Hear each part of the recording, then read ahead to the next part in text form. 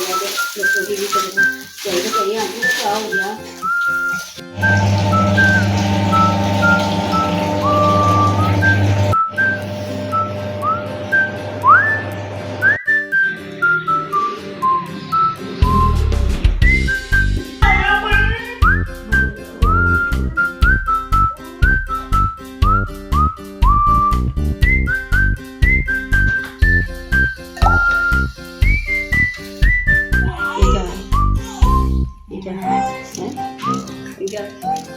इनके हाथ में नहीं आ रहे, अभी इनके हाथ में आ गए, अब ये गिरेंगे सारे। ये देखें, ये इनका फोटो शूट करने के बाद किस तरीके की हालत हो रही है बैठ के, देख लो जरा। नहीं बिखेरा सब कुछ ये आपने।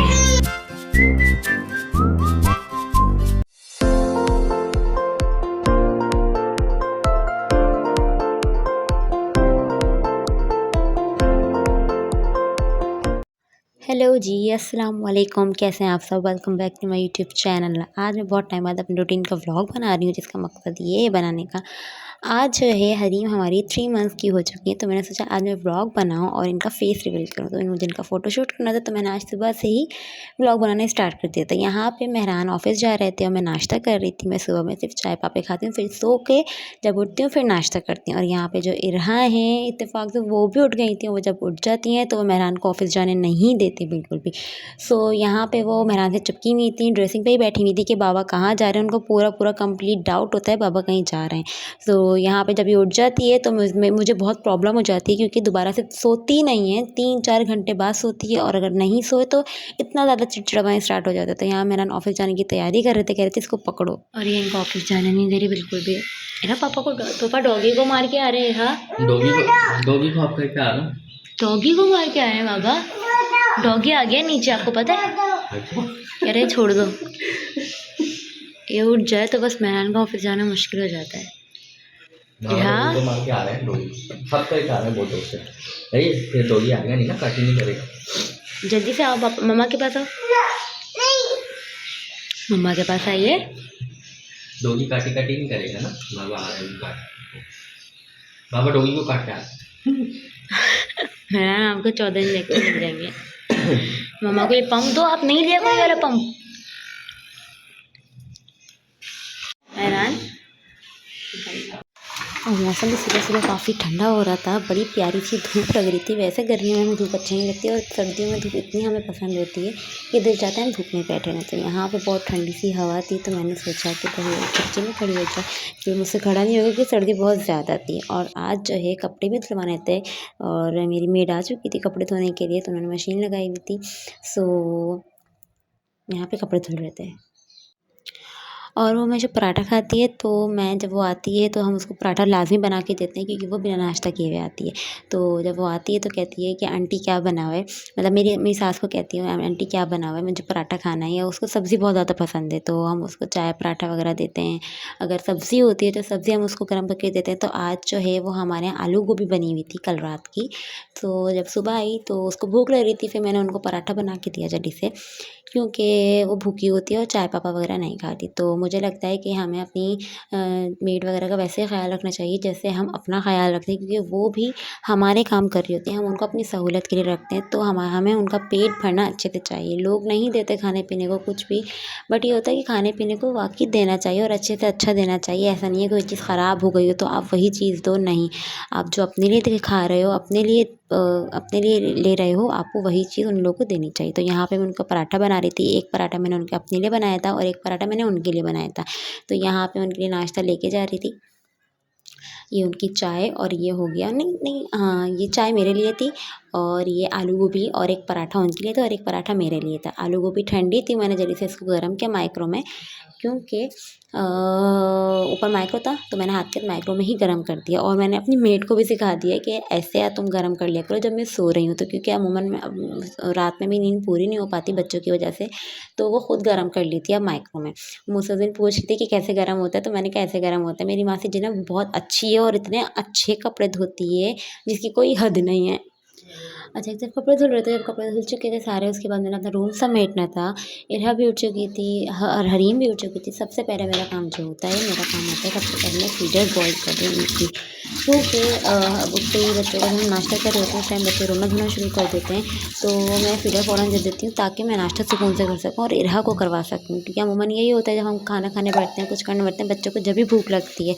सो यहाँ पे सबसे पहले मैं थर्मस में गर्म पानी करके भरती हूँ और फीडर बॉयल करती हूँ। सो ये मेरा मेन और इम्पॉर्टेंट काम होता है सबसे ज़्यादा। अगर ये ना हुआ मुझे इतनी ज़्यादा उलझन आ रही होती है कि बस।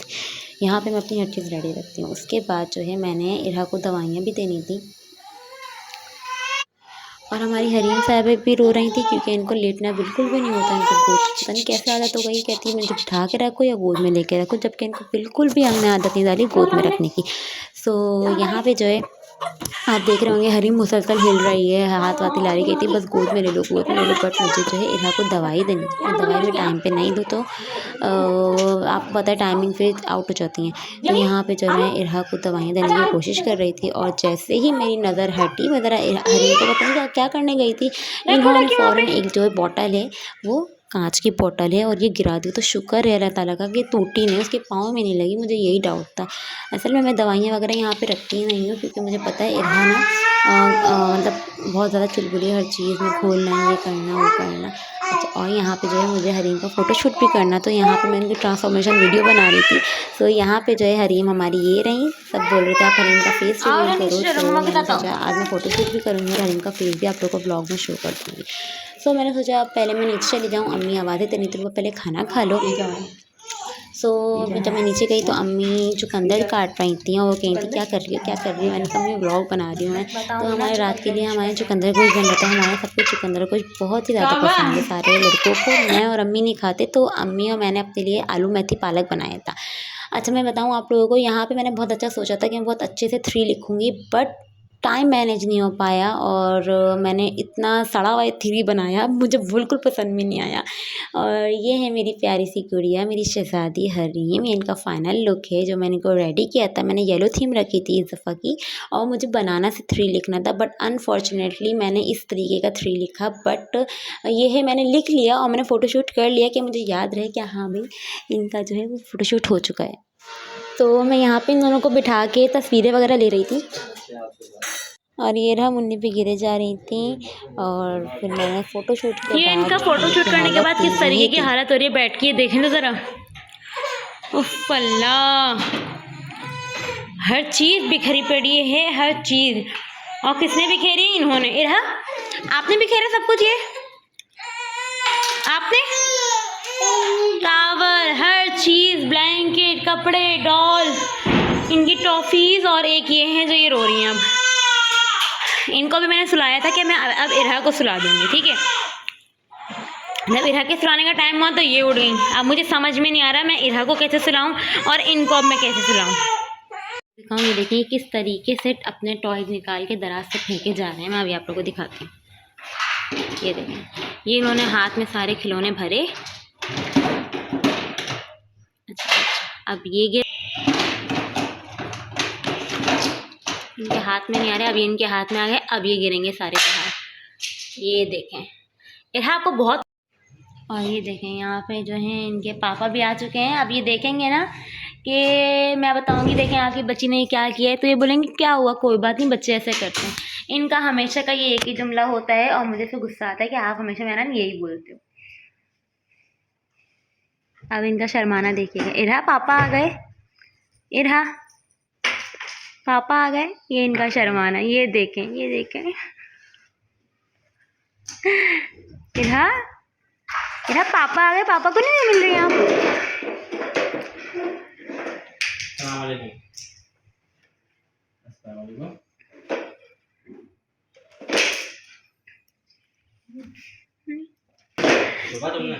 ये मैंने नहीं बिखेरा, ये सब कुछ इरहा ने किया है।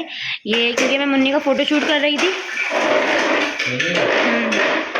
3 महीने का आज ये 3 मंथ की हो गई है ना। इरहा नहीं, नो। तो उस 5-10 मिनट में ये मैंने फटाफट से अपना रूम बनाना स्टार्ट कर दिया था क्योंकि तरह था हर चीज़ रूम की बिगड़ चुकी है, खिलौने से लेके दवाइयाँ तक हर चीज़ ऐसी बिखरी पड़ी थी, मुझे समझ में नहीं आता मैं क्या करूँ। यहाँ पे बैठ के आराम से मैंने सब आराम खा रहे थे और मुन्नी को मैंने पहले सुलाया था क्योंकि मुन्नी जाग रही थी। आप लोगों ने देखा था भी वो कितना ज़्यादा रो रही थी, तो मैंने जल्दी से मुन्नी को सुलाया और मैं ये फ़ौरन ये भी रहा कि इतना जो आहट से उठ जाती हैं, तो मैं इनको झुलाई जा रही थी बार-बार, लेकिन फिर भी इनकी आँख खुल जाती थी। फाइनली जब मैंने अपना रूम समेट कर मैं यहाँ पर बैठ रही थी। अच्छा, पहले मुझे इस रूम समेटने की वगैरह की इसलिए आदत है बच्चों के खिलौने वगैरह समेटने की, क्योंकि जब मेरी शादी से पहले निदा बाजी हीरा घर पे आती थी, तो इतना फैलावा करते थे बच्चे, जैसे अभी भी करते हैं वैसे पहले भी करते थे। और उस टाइम मैं अकेली थी समेटने वाली, तो मैं ही सब कुछ समेटना, ये फीडर्स, बच्चों के कपड़े, खिलौने, चादर बिछाती थी, चादर बार-बार ख़राब कर दिया करते थे और झाड़ू लगाती तो मेरे ना पिड्डी पे चढ़ जाया करते थे वो लोग। तो मैंने एक बहुत ही अच्छा टाइम स्पेंड किया अपने भांजों के साथ। मैंने एज़ल के साथ नहीं किया क्योंकि एज़ल मेरी शादी पे 5 महीने की थी। तो रैयान, ज़ुहान, सबूर, सफ़ान से मेरी बहुत ही ज़्यादा अटैचमेंट है। अभी मैं जब भी अम्मी के घर पे जाती हूँ, चारों बच्चे ऐसे भागे हुए नीचे आते हैं, ऐसे पता नहीं कौन आ गया हो, उनकी बेस्ट फ्रेंड आ गई हो, उनकी जानी आ गई, मुझे से सब जानी पुकारते हुए आते हैं। एज़ल के साथ इतना टाइम स्पेंड नहीं किया, बट वो उसको भी मुझसे इतनी मोहब्बत है। अच्छा, मैं बताऊँ, सबसे ज़्यादा स्पेशली सबूर को मुझसे बहुत ज़्यादा मोहब्बत है। उसको इतनी मुझसे मोहब्बत है, वो मुझसे इतना अटैच्ड है। मुझे मतलब कहते हैं ना, कोई एक होता है जिस बच्चे को बहुत ज़्यादा प्यार होता है, उसमें वो सबूर है। तो अभी वो कहता है जानी अपने हाथ की मैगी खिला दो मुझे, हम रात में रुकने आएंगे तो मैगी खिलाना, बट हो ही नहीं पाता कि मैं उस बच्चे के साथ खेलूँ, उसको मैगी बना के दूँ। मैं इन दोनों में इतना ज़्यादा मसरूफ़ होती हूँ। शादी से पहले की बात और थी और अब की बात तो बिल्कुल ही कुछ और है कि मैं ना उन लोगों के साथ खेल पाती, ना उन लोगों को कुछ बना के मैं दे पाती। फाइनली सब कुछ होने के बाद यहाँ पर मैंने इन दोनों को सुला दिया था। सुलाना भी एक आर्ट है और मैं एक आर्टिस्ट हूँ। सो यहाँ पे यहाँ पे मैं थक गई थी, मुझे भूख लग रही थी। मुझे मेरी सास ने समोसे ला के दिए। उन्होंने कहा रूबा तुम थक गई होगी, तुम समोसे खाओ, तुम्हें भूख भी लग रही है, क्योंकि मैं जब मैं नीचे गई थी तो मैंने खाना नहीं खाया था, मेरा दिल नहीं चाह रहा था खाना खाने का। तो यहाँ पे मैंने अच्छे समोसे खाए, गरम समोसे थे, मैंने खूब इन्जॉय किया समोसे खाने के बाद। आप लोग कमेंट सेक्शन में बताइएगा कि आप लोग को ब्लॉग कैसा लगा और बताइएगा कि आप लोग को हरीम का लुक कैसा लगा और मेरा फ़ोटोशूट आप लोग को कैसा लगा।